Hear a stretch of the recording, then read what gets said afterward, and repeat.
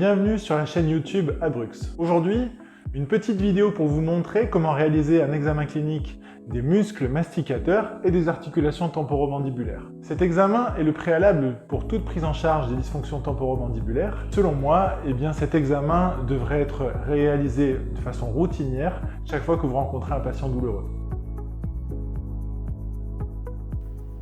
La première chose à faire est de demander au patient d'ouvrir bien grand, lentement, pour examiner le chemin d'ouverture. Ensuite, vous allez pouvoir mesurer ce chemin d'ouverture avec un pied à coulisse. Pour le chemin d'ouverture, chez une femme, on se situe entre 40 et 45 mm, et pour un homme, plutôt entre 45 et 50 mm, selon la taille et la laxité articulaire du patient. Donc vous mesurez l'ouverture de bord à bord incisif, et à cette dimension, vous ajoutez le recouvrement incisif. Ici, on a 43 mm de bord à bord, plus 2 mm de recouvrement, soit 45 mm.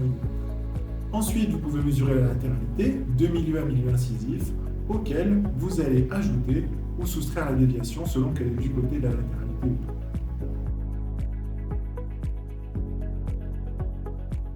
pas. Alors, pour palper les muscles, en général, on va commencer par palper les muscles en fonction de leur ordre d'importance. Donc, on va commencer par palper le masséter, qui part d'ici et qui arrive à l'angle mandibulaire.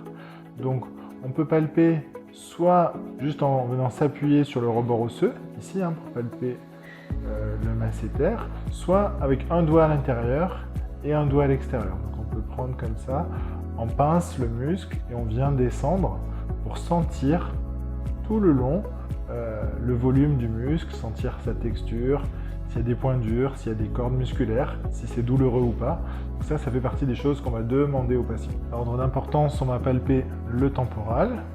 Donc le temporal a 3 chefs, un chef antérieur, ici, un chef moyen et un chef postérieur. On peut palper chacun de ces muscles en venant s'appuyer sur le rebord osseux pour bien demander au patient si c'est douloureux, et toujours pareil pour ressentir les petits nœuds musculaires le long du muscle. Ensuite, on peut venir palper les muscles sucioïdiens situés entre l'osioïde et la mandibule. On retrouvera notamment le digastrique antérieur qui fait ce trajet-ci et le digastrique postérieur là. Les muscles du plancher de la langue, un petit peu. On peut venir palper en pince entre le plancher et le rebord de la mandibule en plaçant le pouce à l'intérieur ici, le mylohyoïdien, le génioïdien. Ensuite, on peut palper le scom ici, qui va venir s'insérer comme ça, de la mastoïde au sternum et à la clavicule, le sternocléidomastoïdien.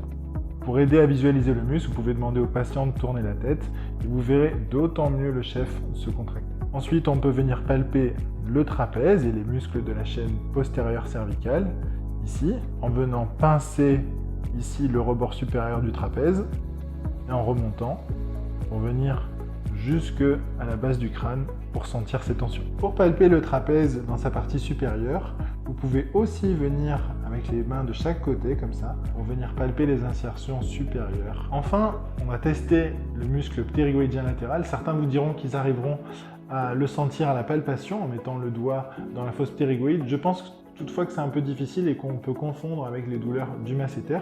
Je préfère tester le ptérygoïdien en faisant faire des exercices de latéralité contre résistance. Vous demandez au patient d'ouvrir légèrement et de forcer contre votre main pour faire un mouvement latéral. Si le patient a mal du côté opposé au mouvement, c'est que vous avez une douleur du ptérygoïdien latéral opposé. Cela permet de tester le muscle en fonction. Vous pouvez venir tester le muscle ptérygoïdien médian en mettant les doigts encrochés à l'angle mandibulaire et en rentrant et en appuyant comme ça sur la partie osseuse, et vous allez sentir l'insertion basse du ptérygoïdien médian. Ce muscle a le même trajet, même orientation que le masséter, mais côté interne au niveau de la mandibule. Ce sont des muscles agonistes qui travaillent en même temps, et donc souvent les deux seront contracturés de façon simultanée.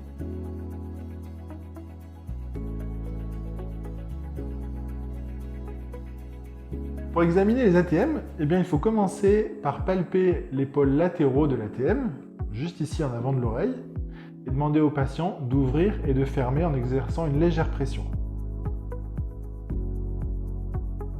Toute douleur à ce niveau-là fera penser à une douleur articulaire, de capsulite ou de synovite.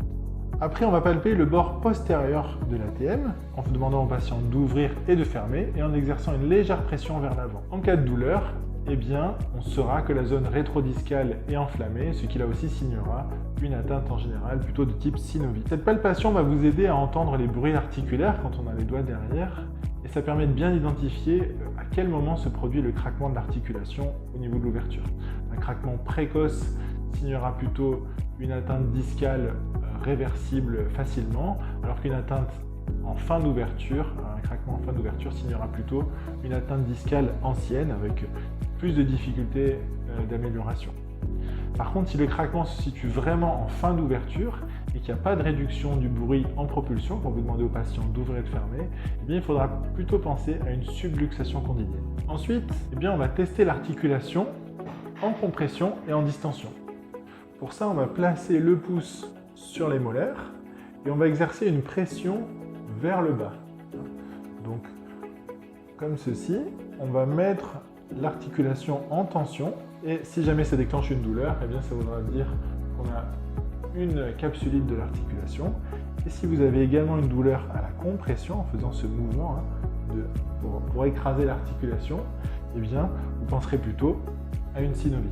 Un mouvement d'ouverture faible et très dévié fera penser à un déplacement discal irréductible. Alors que si vous avez un mouvement d'ouverture normal avec une déviation et un recentrage, on pensera à un déplacement discal réductible de l'ATM. L'atteinte articulaire est toujours du côté de la déviation. Si vous avez une déviation de l'autre côté en fin d'ouverture, avec un claquement articulaire côté que vous êtes en train de palper, eh bien ce sera plutôt une subluxation condylienne.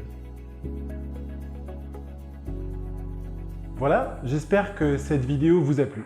Vous êtes maintenant prêt, vous avez les compétences pour réaliser un examen clinique des muscles et des articulations temporomandibulaires et vous êtes prêt à réaliser de bons diagnostics. Ces diagnostics peuvent vous aider pour la prise en charge des dysfonctions temporomandibulaires, mais également dans votre pratique clinique quotidienne pour faire des diagnostics différentiels avec des douleurs dentaires et des douleurs parodontales que vous avez l'habitude de rencontrer. Si vous aimez cette vidéo et que vous avez envie d'aller plus loin, nous proposons des formations sur le site abrux.fr. Si vous avez envie de nous soutenir, n'hésitez pas à liker et à vous abonner à la chaîne YouTube Abrux.